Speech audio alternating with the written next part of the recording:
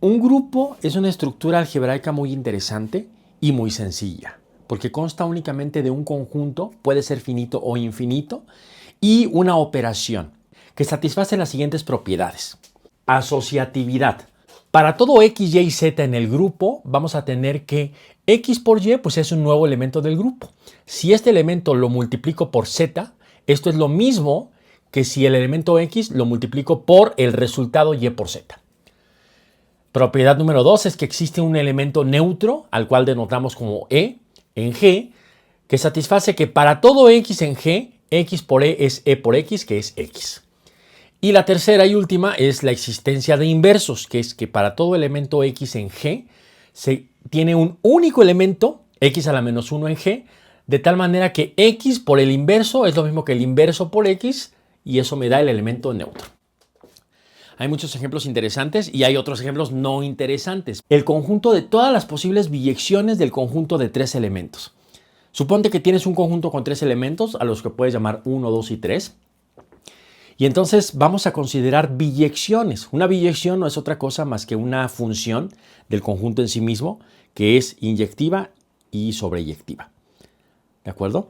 Entonces, una biyección del conjunto 1, 2, 3 sería, por ejemplo, la que al 1 lo manda al 1, al 2 lo manda al 2 y al 3 lo manda al 3. Esa sería la identidad, por supuesto. Otra, que no es la identidad, sería la función que al 1 lo manda al 1, al 2 lo manda al 3, pero al 3 lo manda al 2. ¿Sí? Entonces ahí ya tenemos algo diferente. Si tú enumeras todas las posibles biyecciones de un conjunto con tres elementos, vas a tener 6. Esto se llama el grupo simétrico S3, mejor conocido como el grupo de permutaciones de un conjunto de tres elementos. Se puede demostrar, te lo dejo como ejercicio, que ese conjunto es un grupo con la operación de composición de funciones. Resulta que los reales con la suma forman un grupo en el que el elemento neutro es el 0 y para cualquier número real su inverso pues es el negativo. Si tú tienes x, un número real, su inverso con respecto a la suma pues es menos x. Porque si tú sumas x con menos x pues te da el elemento neutro que es el 0. Y la operación es asociativa, por supuesto. Y una pregunta interesante, ¿será que R con el producto es un grupo? Pues vamos a ver que no, porque falla la tercera condición, que es la existencia de inversos. Aquí el elemento neutro es el 1, porque es el único número que multiplicado por cualquier otro lo deja igual. Puedes ver que también la multiplicación de los reales es asociativa, el 1 funciona como inverso, pero no todo elemento tiene inverso. Entonces ya tenemos tres primeros ejercicios. El primer ejercicio es mostrar que los reales con la operación puntito, el 1 es el único elemento neutro. ¿De acuerdo? Ejercicio número 2, puedes pensar y definir una operación chistosa en R, de tal manera que R con esta nueva operación chistosa, que no sea ni la suma ni el producto, porque esas ya las conocemos, y no son chistosas, son usuales. Y hay que ver que pues eso es un grupo. Y el ejercicio 3, probar que el conjunto que habíamos denotado como S3 es un grupo. Vamos a resolver el primer ejercicio. Entonces, el problema número 1 del día de hoy es ver que el conjunto R con el producto, bueno, habíamos dicho que no es grupo. Supongamos, esta demostración a mí me gusta muchísimo, fuera del contexto de teoría de grupos y lo que tú quieras. Es algo que a mí me gusta mucho ver. Toda la vida nos dicen que no existe la división por cero y tal. Pero bueno, vamos a verlo no desde un punto de vista del cálculo. Se puede ver desde un punto de vista de álgebra elemental. Se puede ver desde un punto de vista del cálculo con funciones continuas. Y se puede ver desde un punto de vista de teoría de grupos. Entonces, desde el punto de vista de teoría de grupos, vamos a suponer que existe, supongamos que existe el susodicho 0 a la menos 1. ¿Sí? Y que este es un elemento de R. Tal que, acuérdense que tal que se satisface, se denota ya sea así, TQ, no es te quiero mucho, sino es tal que, o si te confundes con te quiero mucho, pues puedes poner tal que. Es lo mismo. Entonces, supongamos que existe un elemento 0 a la menos 1 tal que multiplicado por el de 0 me da el elemento neutro, que es el 1. Entonces, fíjate qué chistoso. O sea, estamos hablando de los reales. ¿Quién podría ser este güey? Vamos a tomar el conjunto de todos los números reales, todos los x en R, tales que... Esta es otra forma de notar tales que la barrita, pero esto solamente se utiliza en conjuntos. A ver, vamos a ver. ¿Quiénes son todos los números reales tales que x por 0 me da 1? Esto se traduce en resolver la ecuación x por 0 igual a 1. Pero pues, ¿cómo resuelvo esta ecuación? A ver, tú dime un número que multiplicado por 0 me dé 1. ¿Sí? No existe. Una de las consecuencias de los axiomas de los reales es que todo número real multiplicado por 0 me da 0. Entonces, ¿cómo va a ser posible que exista un número x que multiplicado por 0 me dé 1? ¿De acuerdo? Entonces, pues eso me lleva a que todo esto nada más para decir que el 0 no tiene inverso multiplicativo. Por lo tanto, pues este no es un grupo. Pero se puede medio salvar la situación. Porque como ese es el único elemento que no tiene inverso, pues entonces podemos decir, ok, vale, no hay ningún problema. Entonces a R le voy a quitar el 0. Esto es lo que denota. En cálculo nos interesa la estructura diferencial de los números reales. En álgebra moderna nos interesa la estructura algebraica de los números reales, no tanto la estructura de densidad y tal. Nuestro ejercicio 1, ver que el único elemento neutro pues es el 1. Supongamos, vamos a suponer que existe otro elemento neutro, ¿sí? Vamos a denotarlo como 1'. Podría ser cualquier elemento de los números reales, raíz de no sé qué. Voy a denotar a este supuesto elemento neutro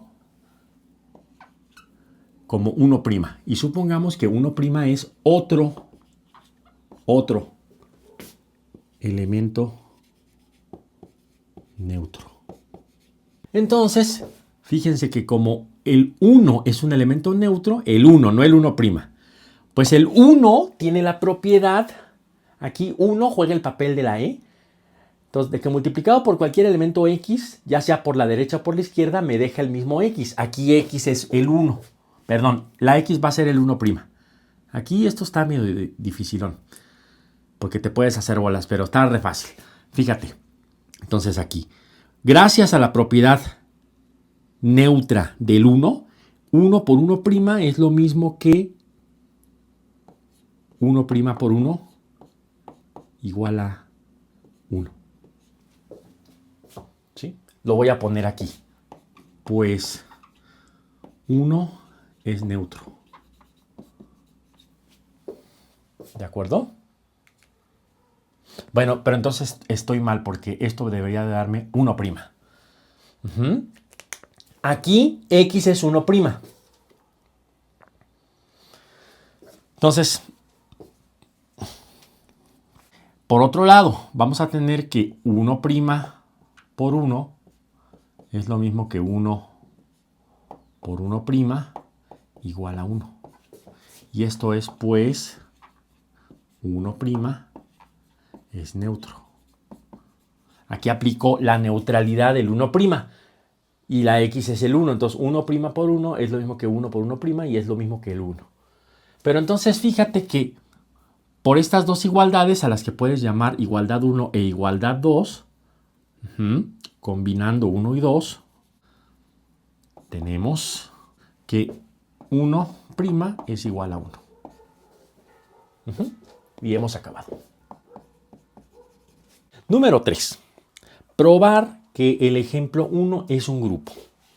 Entonces, en el ejemplo 1, nosotros habíamos definido a todas las posibles biyecciones. Voy a introducir notación. Esto ya lo había dado, entonces voy a suponer que quedó claro. Si X es un conjunto, cualquier conjunto, finito, infinito, vacío, no me importa.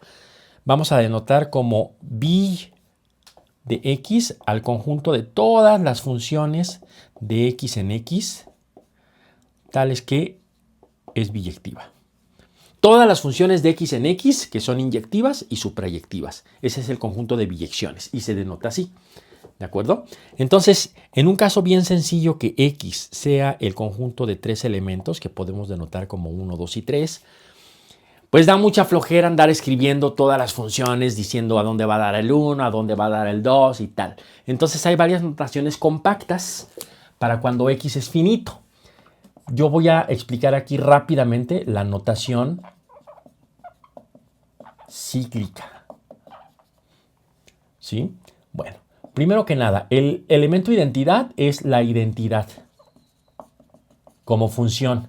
Al 1 lo manda al 1, al 2 lo manda al 2 y al 3 lo manda al 3. Luego voy a poner el elemento 1, 2, que quiere decir que al 1 lo manda al 2 y al 2 lo manda al 1. El elemento 1, 3, al 1 lo manda al 3 y al 3 lo manda al 1. Y el elemento 2, 3. Al 2 lo mando al 3 y al 3 lo mando al 1.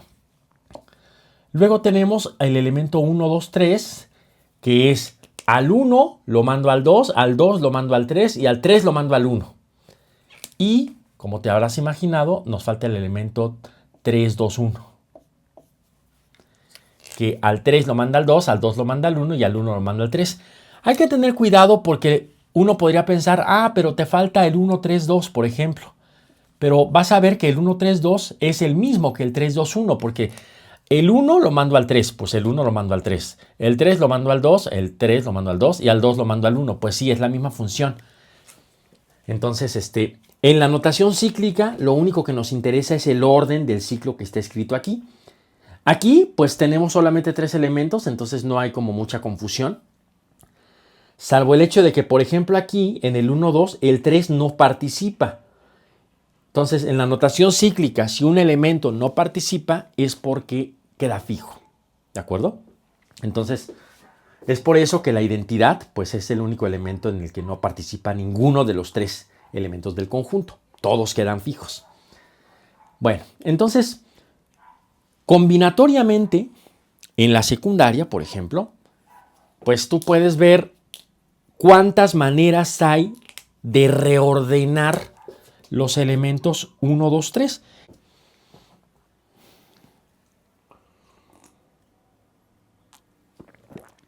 A final de cuentas estás como tipo reordenando conjunto 1, 2, 3. Como conjunto el orden no importa, pero entonces tengo tres posiciones. ¿Cuántas maneras tengo de colocar el primero? Pues de tres maneras. Dos maneras para el segundo y una manera para el tercero. Entonces 3 por 2 por 1 es igual a 3 factorial, que es igual a 6. ¿Sí? Análogamente puedes ver que si X es el conjunto que consta de n elementos, pues vas a tener el grupo simétrico. Esto se llama el grupo simétrico, que son las permutaciones de un conjunto de n elementos, en este caso S3. Y es un conjunto muy utilizado y que aparece mucho, aunque uno quiera o no quiera, aparece mucho en la teoría de grupos. Entonces, bueno, y no hemos resuelto el ejercicio, simplemente hemos dicho quién es X. ¿Quién es G? ¿Quién es G? Son todas las posibles biyecciones. Entonces aquí, vamos a borrar ahora sí, acá. Recordemos que estos dos elementos son funciones.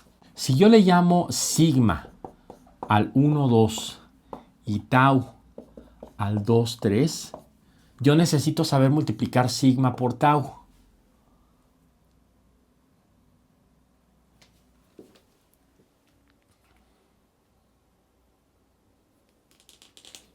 ¿Qué cosa es sigma por tau? Sigma, voy a ponerle aquí puntito, porque es la operación. Puntito. Es la composición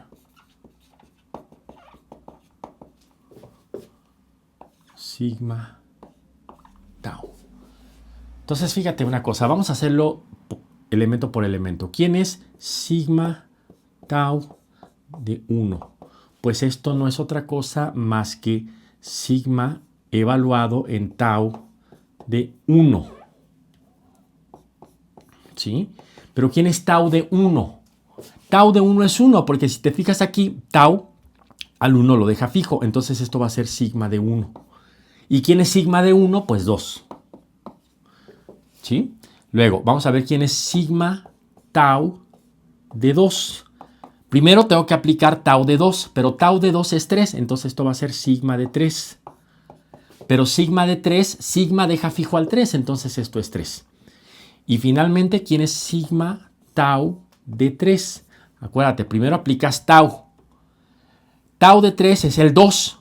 Entonces esto va a ser sigma de 2 y sigma de 2 es 1. Quiere decir que sigma tau no es otra cosa más que en notación cíclica va a ser lo siguiente, fíjate. Vamos a por default escribir siempre el elemento más pequeño. El 1. El 1 fue a dar al 2. Y el 2 fue a dar al 3. Y el 3 fue a dar al 1. Entonces aquí ya cierro el ciclo. ¿De acuerdo? Esto me sugiere, o debería sugerirme, una manera de multiplicar ciclos. ¿Sí? Y es la siguiente.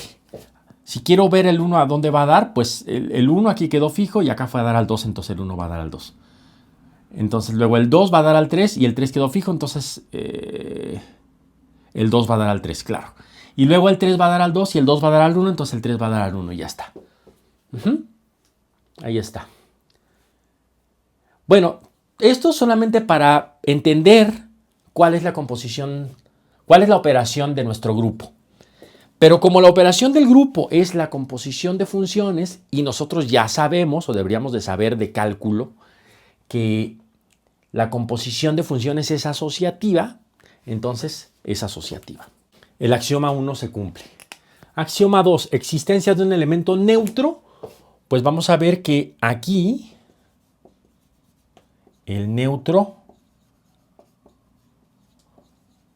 es la identidad como función. Es decir, la función que a todo mundo lo deja fijo. ¿Por qué? Pues porque tú puedes verificar que si operas a la identidad con cualquier otra permutación, te va a dar la misma permutación. Y por último, la existencia de inversos. Pues como es una biyección, por definición, estás reordenando los elementos. Entonces, cualquier reordenación que tú tengas, pues tiene una inversa. Simplemente deshaces lo que ya hiciste y ya está. ¿Sí? Pero bueno, por si quedara duda, algebraicamente aquí pues tenemos que demostrar las cosas bien. Entonces, vamos a enumerar a los inversos de todos. El inverso del 1, 2 es podrías decir que es el 2, 1. Pero es una mamada porque pues el 2, 1 es el mismo que el 1, 2. ¿Sí? Entonces, el inverso del 1, 3 es el 1, 3. El inverso del 2, 3 es el 2, 3. Entonces ya empiezan a ocurrir cosas interesantes aquí porque en cálculo nosotros si pensamos en un elemento que al cuadrado sea el mismo, solamente el 0 y el 1. ¿Verdad? Y aquí no. Aquí se sigue del hecho de que este es su propio inverso, pues que al cuadrado te da la identidad. ¿De acuerdo? Eso va a ser el ejercicio 4.